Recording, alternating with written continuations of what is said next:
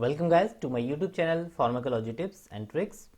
और आज हम यहाँ देखने वाले हैं डायरेटिक्स पार्ट 2 जिसका नाम है कार्बोनिक एनहाइड्रेज इनहिबिटर। तो गाइस इसके पहले हमने इसका जो पहले वाला पार्ट था इसके अंदर हमने देखा था कि डायरेटिक्स क्या होता है, कैसे ये वर्क करता है एंड इसका classification and mechanism of action. तो आज हम यहाँ बात करने वाले हैं कार्बोनिक एनहाइड्रेज इनहिबिटर की, जिसमें हम ड्रग लेने वाले हैं acetazolamide. Okay, so guys video start करने से पहले please like share the video and hit the bell notification और चैनल को सब्सक्राइब करना बिल्कुल ना भूलें, बिकॉज इसमें कई तरह की सीरीज़ हैं जो कि इसी टॉपिक से रिलेटेड है, वो आपको टाइम पे मिलती रहेगी। ओके, तो गैस चलिए स्टार्ट करते हैं आज का वीडियो। पहले हम बात करते हैं कि कार्बोनिक एनहाइड्रेज होता क्या है, राइट। तो गैस आपको पता है कि जहाँ भी लास्ट में ASE लगा होता है, लाइक यहाँ कार्बोनिक एनहाइड्रेज है, so it is a carbonic anhydrase. Last में यहाँ पे क्या लगा हुआ है, ASE लगा हुआ है। ASE लगा है, इसका मतलब है कि ये एंजाइम है, राइट। तो carbonic anhydrase is enzyme, right. And जो इनहिबिटर्स हैं, तो ऐसे एजेंट जो कि कार्बोनिक एनहाइड्रेज एंजाइम को इनहिबिट करते होंगे, उसके एक्शन को स्टॉप करते होंगे, वो कहलाते हैं इनहिबिटर्स। तो ये इसलिए पूरा कहलाता है कार्बोनिक एनहाइड्रेज इनहिबिटर, राइट। तो पहले हम बात कर लेते हैं कि कार्बोनिक एनहाइड्रेज जो है ये एक एंजाइम है, बट ये होता कहाँ है, इसका क्या फंक्शन है, राइट।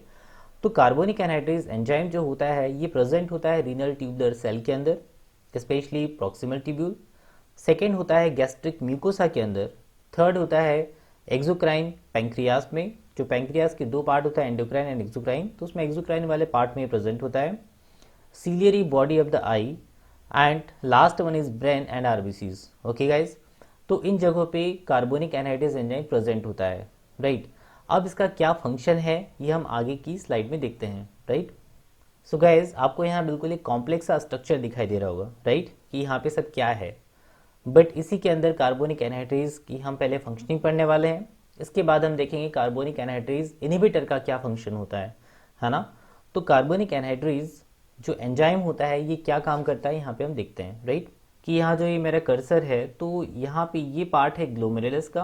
ओके, हम बात कर रहे हैं नेफ्रॉन की। ओके, नेफ्रॉन के अंदर ये पार्ट जो है it is called the glomerulus. Glomerulus के बाद में ये पार्ट यहाँ पे नीचे की तरफ जो है ये पूरा नेफ्रॉन है, राइट। मतलब यहाँ PCT। नाउ इस नेफ्रॉन में यह हम बात करें कि ये PCT की हम बात कर रहे हैं, क्योंकि यहाँ पे जो वर्किंग है कार्बोनिक एनहाइड्रेज का PCT के लेवल पे है। तो PCT जो है प्रॉक्सिमल कॉन्वोलेटेड ट्यूब्यूल, राइट। तो उसका यहाँ पे ये आप देख रहे हो ये सेल है, एपिथेलियल सेल। आप सपोज करिए कि जो एक जो प्रॉक्सिमल ट्यूब्यूल है ये एक ट्यूब है।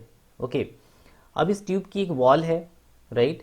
वॉल की कुछ थिकनेस होगी, तो थिकनेस के अंदर यहाँ पे जो सेल प्रेजेंट है ये है एपिथेलियल सेल, और ये जो पार्ट है ये किसका है, इट इज़ अ ल्यूमेन, है ना। यहाँ पे लिखा हुआ है मैंने कि it is a lumen part, मतलब अंदर का जो खोखला वाला पार्ट है वो ये है।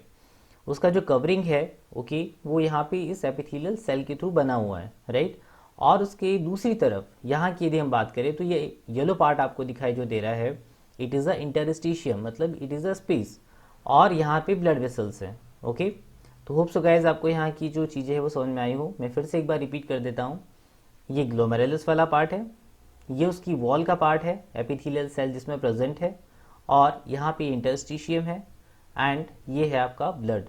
ओके, अब यहाँ बात करते हैं हम किसके अंदर फंक्शनिंग क्या होती है ना। तो बात करेंगे यहाँ पे कि PCT के लेवल पे जो मैंने यहाँ नंबर 1 लिखा हुआ है स्टेप बाय स्टेप, इसके आगे मैंने समझाया हुआ भी है एक अलग स्लाइड के ऊपर। पहले हम यहाँ समझ लेते हैं कि ग्लोमेरुलस से जो बाइकार्बोनेट आयन होते हैं ये यहाँ से क्या होगा, फिल्टर होगा। ओके, यहाँ जो बेसमेंट मेम्ब्रेन होती है इसके थ्रू बाइकार्बोनेट आयन फिल्टर होके ये कहाँ पे आ गया, PCT के लेवल पे आ गया।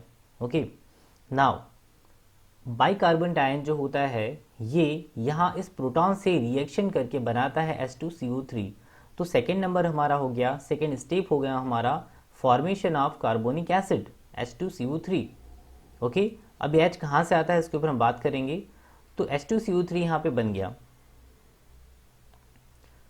नाउ H2CO3 जो होता है ये तुरंत जो है वो कन्वर्ट हो जाता है कार्बन डाइऑक्साइड एंड वाटर में, और इसको कन्वर्ट करने का जो काम है वो कौन कर रहा है, कार्बोनिक एनहाइड्रेज 4।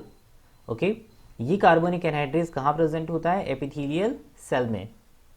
ओके, यहाँ पे आप देख रहे हो दोनों का ये जो बिल्कुल मिड पॉइंट है यहाँ प्रेजेंट होता है कार्बोनिक एनहाइड्रेज 4। ये हेल्प करता है कार्बोनिक एसिड को कार्बन डाइऑक्साइड एंड वाटर में कन्वर्ट करने में। ओके, तो कार्बोनिक एनहाइड्रेज जो एंजाइम होता है ये दोनों तरह से वर्क करता है। कार्बन डाइऑक्साइड एंड वाटर को मिला के कार्बोनिक एसिड भी बनाता है और कार्बोनिक एसिड को ब्रेक डाउन भी करता है। ओके, सो ये दोनों तरह से काम करेगा। तो इस लेवल पे कार्बोनिक एनहाइड्रेज 4 वर्क करता है। तो हमारा थर्ड पॉइंट क्या हो गया यहाँ पे, कार्बन डाइऑक्साइड एंड वाटर का बनना, किससे, H2CO3 से, राइट। नाउ H2CO3 से जब CO2 और H2 बना है तो ये जो CO2 H2O है ये कहाँ चला जाता है, फिर इस एपिथेलियल सेल में चला जाता है, राइट। तो पॉइंट नंबर हमारा 4 हो गया, that is the entry of carbon dioxide and water inside the epithelial cell, right. यहाँ पर कार्बोनिक एनहाइड्रेज सेकेंड जो होता है वो कार्बन डाइऑक्साइड वाटर दोनों को मिला के क्या बना देता है, अगेन कार्बोनिक एसिड में कन्वर्ट कर देता है, that is the H2CO3, right. H2CO3 आगे की तरफ ये कन्वर्ट हो जाता है बाइकार्बोनेट आयन में और H+ आयन में। ओके, यहाँ HCO3 में कन्वर्ट हो गया एंड H+ आयन में कन्वर्ट हो गया। ये जो H+ आयन होता है ये कहाँ यूज होता है, अब ये जो यहाँ पे आपने H आयन देखा था, ओके, क्योंकि यहाँ पे क्या है, ये सोडियम हाइड्रोजन एक्सचेंजर लगा हुआ है। तो एक H आयन जो होता है वो कहाँ जाता है, ल्यूमेन में जाता है। वहीं पर दूसरी साइड इसके अपोजिट में क्या होता है, सोडियम आयन जो होता है वो कहाँ जाता है, आपका एपिथेलियल सेल के अंदर आता है। और ये सोडियम आयन जो होता है एपिथेलियल सेल से होता है वो कहाँ चला जाएगा, इंटरस्टिशियम में, राइट। तो ये इसका पाथवे है, सोडियम का पाथवे। तो हमें एक बात समझ में आती है कि यहाँ से सोडियम क्या जा रहा है, बाहर जा रहा है, राइट। कहाँ जा रहा है, ये फिर से रीएब्सॉर्ब हो गया। नाउ बात करते हैं यहाँ पे HCO3 नेगेटिव आयन की। तो HCO3 नेगेटिव आयन जो होता है ये भी सिम्पोर्टर के थ्रू कहाँ चला जाता है, ये ब्लड में चला जाएगा, राइट। तो अल्टीमेटली जो यहाँ पे प्रोसेस हुई वो क्या हुई, सोडियम और बाइकार्बोनेट आयन का रीएब्जॉर्प्शन हुआ, ओके। और सोडियम के साथ में जो वाटर है ये भी पीसीबी क्या होता है, ये ब्लड में चला जाता है। तो sodium, water and bicarbonate ion जो है वो कहाँ चले गए, ब्लड के अंदर चले गए, राइट। तो अल्टीमेटली नेट इफेक्ट की यदि हम बात करते हैं तो net effect of carbonic anhydrase enzyme क्या हुआ, reabsorption of sodium bicarbonate ion in the blood, और साथ साथ में वाटर भी जाता है, ओके। तो गाइज ये है पूरी फंक्शनिंग कार्बोनिक एनहाइड्रेज एंजाइम की। होप सो आपको यहाँ समझ में आया हो, राइट।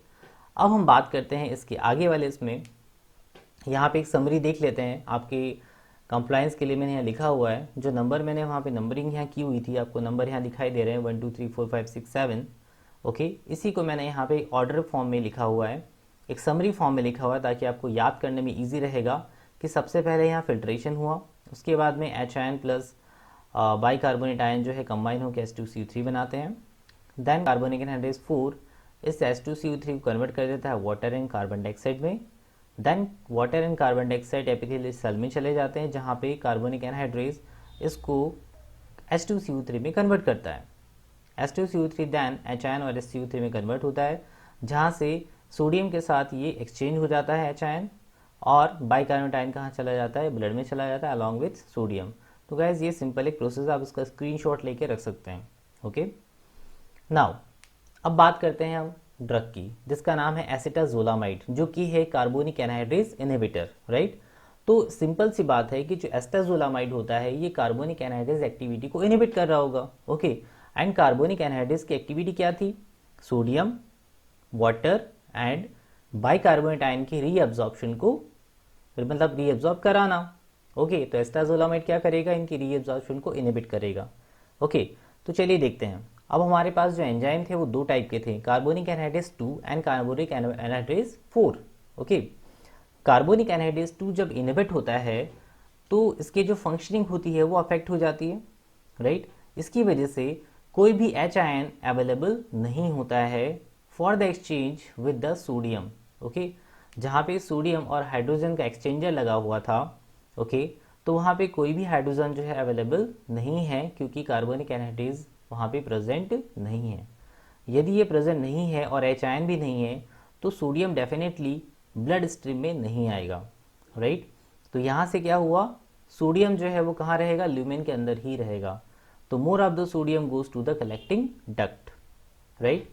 सेकेंड साइड यदि हम बात करें कि कार्बोनिक एनहाइड्रेज 4 की बात करते हैं, तो ये यहाँ पे क्या कर रहा था, carbon dioxide and water, okay, इनका जो फॉर्मेशन है इसको इनहिबिट कर देगा, ओके।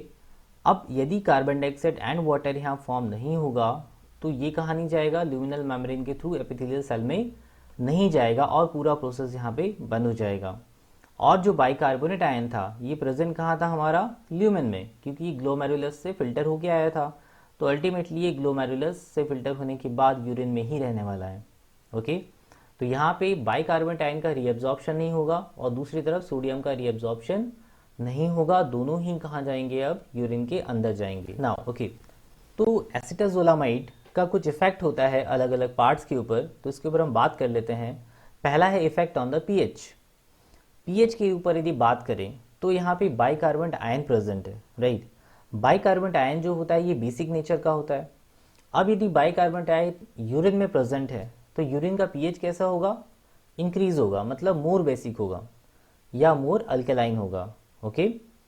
सोडियम की यदि हम बात करें तो सोडियम कहाँ पे रीएब्जॉर्ब होना चाहिए था, पीसीटी पे रीएब्जॉर्ब हो जाना चाहिए था, बट ये रीएब्जॉर्ब नहीं हो रहा है, ओके। ये कहाँ जा रहा है, अब ये सीधा चला जाएगा अब यहाँ पे डिस्टल कॉन्वोल्यूटेड ट्यूब्यूल के लेवल पे। बट बॉडी का जो खुद का मैकेनिज्म है वो क्या करता है कि जो डीसीटी होता है, डीसीटी के लेवल पे सोडियम को फिर से रीएब्जॉर्ब करा लेता है, राइट। और जो कलेक्टिंग डक्ट होता है तो कलेक्टिंग डक्ट के ऊपर सोडियम कुछ रीएब्जॉर्ब होता है और कुछ सोडियम अगेन कलेक्टिंग डक्ट के पास पहुंच जाता है। तो पॉइंट नंबर 3 जहाँ पे लिखा हुआ है कि collecting duct sodium get exchange with potassium, तो यहाँ पे सोडियम जो होता है बिकॉज ये कहाँ पे, यूरिन के अंदर है, राइट। तो ये यहाँ से रीएब्जॉर्ब होगा अगेन। जैसे ये रीएब्जॉर्ब होगा तो इस आयन के रिप्लेसमेंट में पोटेशियम आयन जो होता है वो यूरिन के अंदर आ जाता है, ओके। सो इसलिए यहाँ पे जो लास्ट पॉइंट है इफेक्ट ऑन द पोटेशियम, तो पोटेशियम करीब 75% जो पोटेशियम आयन होता है वो यूरिन के अंदर आता है, राइट। और इसकी वजह से ज़्यादा पोटेशियम एक्सक्रीट आउट हो जाता है और इसलिए ब्लड में पोटेशियम की कमी हो जाती है। इसी को हम कहते हैं हाइपोकैलेमिया, ओके। सो गाइस यहाँ पे जैसे हाइपोकैलेमिया लिखा हुआ है तो यहाँ पे एक ट्रिक पॉइंट है कि जहाँ भी लास्ट में MIA लगा हो तो मतलब हम बात किसकी कर रहे हैं, ब्लड की बात कर रहे हैं, ओके। तो हाइपो मीन्स कम, कैलेमिया, कैले मतलब होता है पोटेशियम, और यहाँ मिया लगा है दैट इज द ब्लड, मतलब ब्लड के अंदर पोटेशियम की कमी हो चुकी है, गॉट इट। तो इस तरह से एस्टाजोलामाइड जो होता है पीएच के ऊपर, सोडियम के ऊपर और पोटेशियम के ऊपर इफेक्ट शो करता है, राइट। तो यहाँ पे एक समरी फॉर्म में है, आपके याद करने में इजी रहेगा कि कार्बोनिक एनहाइड्रेस का फंक्शन क्या था और कार्बोनिक एनहाइड्रेस इनहिबिटर जो कि एसिटाजोलामाइड है इसका क्या फंक्शन है। तो कार्बोनिक एनहाइड्रेस जो होता है ये रीएब्जॉर्प्शन को इंक्रीज करता है, sodium water and bicarbonate. Acetazolamide जो होता है ये इस रीएब्जॉर्प्शन को इनहिबिट कर देता है, साथ में यूरिन का पीएच बढ़ाता है और हाइपोकैलेमिया कॉज करता है, राइट। नाउ अब बात करेंगे हम एस्टाजोलामाइड की फार्माकोकाइनेटिक्स की। फार्माकोकाइनेटिक्स में एब्जॉर्प्शन की बात करें तो ये ओरली एब्जॉर्ब किया जाता है, एक्सक्रीशन इसका अनचेंज्ड होता है यूरिन के अंदर, एंड ड्यूरेशन ऑफ एक्शन इसका होता है 8 to 12 आवर्स, 8 से 12 घंटे इसका ड्यूरेशन ऑफ एक्शन है, राइट। नाउ कार्बोनिक एनहाइड्रेस की क्या यूजेस हैं, है ना, कार्बोनिक एनहाइड्रेस इनहिबिटर्स की क्या यूज है, ओके। तो यदि हम इसके यूज की बात करें तो उसका पहला यूज है ग्लूकोमा में, right, as adjuvant to other ocular hypotensives. Second है to alkalize the urine due to of the bicarbonate ion. Third है इन द एपिलेप्सी, जिनको सीजर्स आते हैं, जिनको फिट्स आते हैं, उसमें यूज़ की जाती है। फोर्थ है एक्यूट माउंटिंग सिकनेस, मतलब यदि एक्यूट माउंटिंग सिकनेस हो रही है तो उसके सिम्टोमेटिक रिलीफ के लिए या प्रोफाइलेक्सिस के लिए यहाँ पे कार्बोनिक एनहाइड्रेस का यूज़ किया जाता है, एनहाइड्रेस इनहिबिटर का यूज़ किया जाता है। और लास्ट है पीरियोडिक पैरालिसिस के अंदर, ठीक है। तो पीरियोडिक पैरालिसिस में भी एस्टाजोलामाइड का यूज़ किया जाता है, ओके गाइज। लास्ट हम बात करते हैं यहाँ पे इसके एडवर्स इफेक्ट और कॉन्ट्राइंडिकेशंस की। एडवर्स इफेक्ट में यहाँ पे कुछ मेटाबॉलिक एसिडोसिस होती है, रीनल स्टोन्स हो सकते हैं, डायूरेसिस इसका जो होता है सेल्फ लिमिटिंग होता है। So one thing is guys कि एस्टाजोलामाइड जो होता है ये माइल्ड ड्रग के अंदर आता है, माइल्ड एंटी डायरेटिक ड्रग होती है ये, ओके, क्योंकि इसमें सेल्फ लिमिटिंग आवर्स होते हैं, सेल्फ लिमिटिंग टाइम होता है, ओके, उसके बाद इसका एक्शन अपने आप जो है वो कम हो जाता है। तो उसके एडवर्स ड्रग इफेक्ट आपने देखे, दैन इसमें कुछ और भी एडवर्स इफेक्ट है, जैसे ड्राउजीनेस होना, पैरास्थेशिया होना, डिसओरिएंटेशन का होना, या रीनल स्टोन का प्रेजेंट होना। And last one is a contraindication. Contraindication like जिसमें कि हम इसको यूज़ नहीं कर सकते, that is the liver cirrhosis, right. Liver cirrhosis में यहाँ पे क्या करता है कि कार्बोनिक एनहाइड्रेज इनहिबिटर्स जो होते हैं ये अमोनिया के कन्वर्जन को, जो अमोनिया में कन्वर्ट होता है, इसको रोक देते हैं, जिसकी वजह से अमोनिया का कॉन्सेंट्रेशन बढ़ जाता है और it will cause the encephalopathy, right guys. कि आपको समझ में आया हो, and so hope so guys कि आपको समझ में आया हो। मिलते हैं नेक्स्ट वीडियो में, तब तक के लिए thank you, bye bye, and please channel को सब्सक्राइब करना मत भूलिएगा।